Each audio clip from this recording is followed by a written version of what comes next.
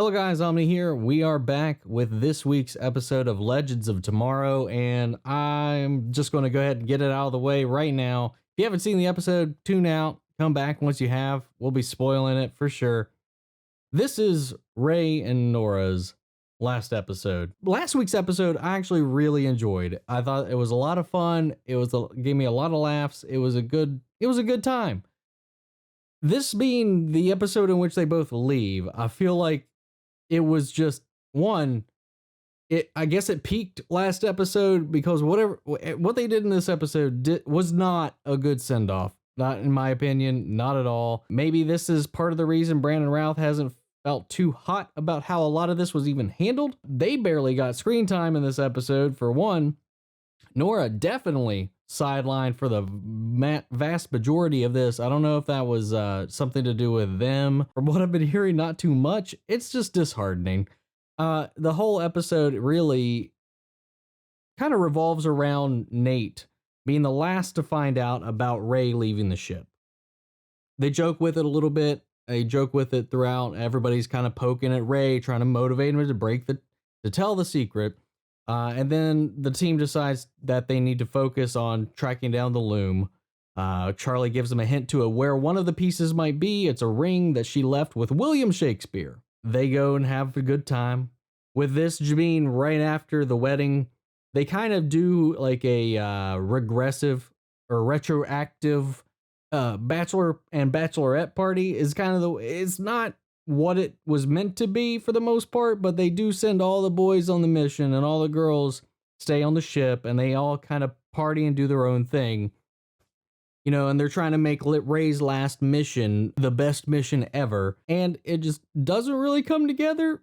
For one, when the team gets there, William Shakespeare's in a writing rut. He's got writer's block, and we find out that he sold the ring that Charlie left behind. And we find out later in the episode that Charlie's disguised the pieces of the loom that she broke apart into different earthly objects. So, because I guess gazing upon the loom in its full entirety, in its true form, will also kill mortals, just like her true form. And throughout this, they find out that he sold the ring to try to fund his play. They all start to kind of lose it. Things get out of hand. The team starts partying. I'm pretty sure they do some drugs and get drunk back in ye old London.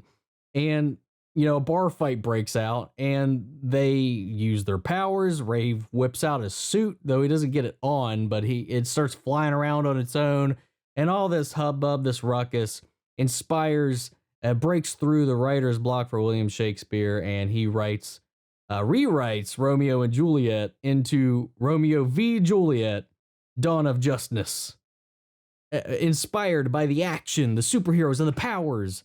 And when they return from their failed mission, they find out that that's what he ended up writing, and that they weren't done. They got in trouble for what they were doing because they got a stern talking to from an also drunk Sarah Lance, because the team was joined back by Mona this time around, I guess, for this going away for Nora, is back on the Wave Rider, and they kind of incorporate Zari, and everybody pulled together a book club session in which they basically are having a bachelorette party. They all get wasted.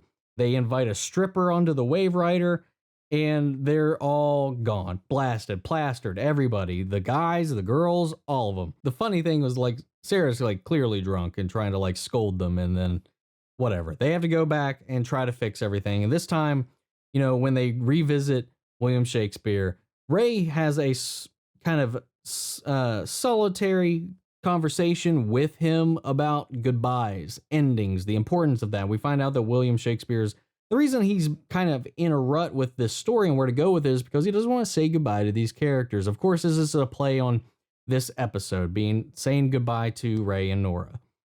And Ray gives this speech to him about how change and endings are necessary and all this kind of stuff. And of course, this is when Nate finds out about it, because he walks in and overhears it and gets a whole little pout fest. And, he goes off on Ray for not telling him face to face, for him being the last to know. Cliched, of course. And then, Ray just decides to go up on his own while Nay's lamenting, and now Shakespeare is too depressed by Ray's story to even write or finish Romeo and Juliet. So now it just doesn't exist at all. So the team goes back and performs the play themselves, forcibly rebooting the Shakespearean line and keeping it intact by putting on the play the night it was supposed to play originally. During this time, of course, Nate realizes his wrongs through the therapy of the play itself, goes back and catches Ray just before he leaves. They bro it out, they make up, and Ray, we don't even see Ray leave. We don't even see them go. We don't see anything else about them. Throughout the bit of this in the background, there's this little B plot with Astra going back to that same woman that kind of gave her access to the John Soul coin thing that allowed her to wind down his life expectancy. You know, I noticed that Constantine's still walking around up there. Yeah, he's working on collecting something. He said he'd get to rewrite my life or whatever. So this woman, apparently, as we find out, is the one that kind of took Astra in hell and has been kind of guiding her and being like a parental figure down there. And now she's like, here's about this. He's like, he wants to bring back your mother. If your real mother's there, you won't need me anymore. So she starts twisting the words. It's like, you know, if he's going after something that can do that, why don't you just use one of these conjury things and you can spy on him, find out what he's after, and then you can get it instead. Cut out Constantine. Do you really want him to have that power? Like, blatantly manipulating her. Obviously, this is to her benefit. I mean, I think it's kind of obvious with how things are going, especially after this episode. So obvious. At least, if I'm wrong, I will be completely surprised. But I'm pretty freaking confident that she's one of the other sisters, one of Charlie's sisters, one of the other fates. And there's like, oh, the loom, eh? How do I find this? She doesn't give two craps about Astra. Anyway, the episode ends with everybody waking up early in the morning on the Wave Rider, you know, to have a little moment. And they all gather around the table in the dining area with Ray's green juice, his healthy green juice. And they all kind of give a toast to his memory together because they all hate it, except for Zari because she's on one of those health kicks because she's an influencer in this timeline. Everybody else overreacts, gastric distress in vast amounts as they all take sips and fight over the bathroom, which is kind of where the episode opened with everybody fighting over the bathroom in the beginning. Yeah, overall, this was not a good episode.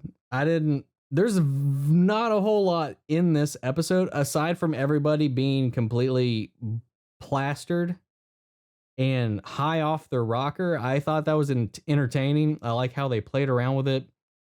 Everything else, I thought it was so bad. Like, this show's goofy and I love it for that. I love when the writing is very just on the nose. I like when it's just really blatant and unapologetically wonky and bonkers.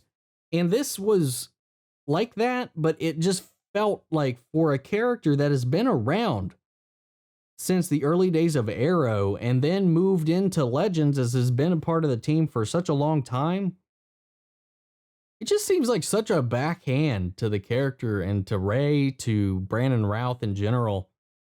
Again, I really liked last episode. I thought it was really charming and a lot of fun. And, Brandon Routh had a lot of fun in that episode too. And he's not like he's bad in this episode either. He's not phoning it in. He's doing what he can. I know he himself is not happy with how this has all transpired. And I can kind of see why at this point. I'm not sure what's going to happen. He's also up in the air on even like wanting to return to the series at all based on his recent interview.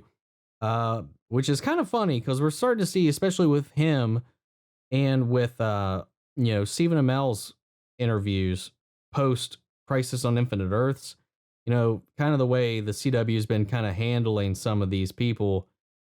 It's not looking too hot. And honestly, it's starting to wear on me. a little bit. I'm curious about where the Flash is going to go, how everything else is going to play out. It seems like they're trying to get a lot of their veteran actors out of these shows. I don't know if it's to save money, because I don't know. I'm not sure what's going on over there. I love this stuff, man. I love these characters. I love DC. I love what they do with it. It just makes me feel kind of bad if it's some shady stuff's happening in the background. And again, I felt like these characters deserved more of a send off than what they got in this. But that's my thoughts on this episode. I hope that doesn't put too much of a damper or a rain cloud over the rest of the season. At least getting this out of the way now, we can hope that, the next episodes will just kind of get back onto course. We just won't have Ray around, which will be sad. But I think if they just go back and just treat it like they've been treating it, maybe they can reroute this. But I don't know, man. I just got super bummed by this episode.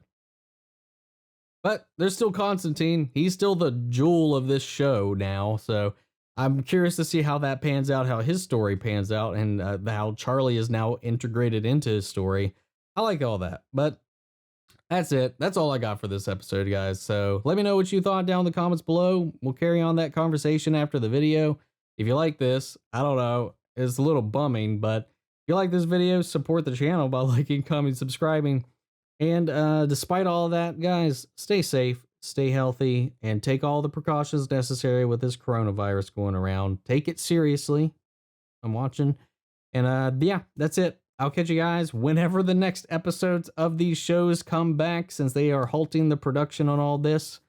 So take care, everybody. I will see you all in the next video. Take care.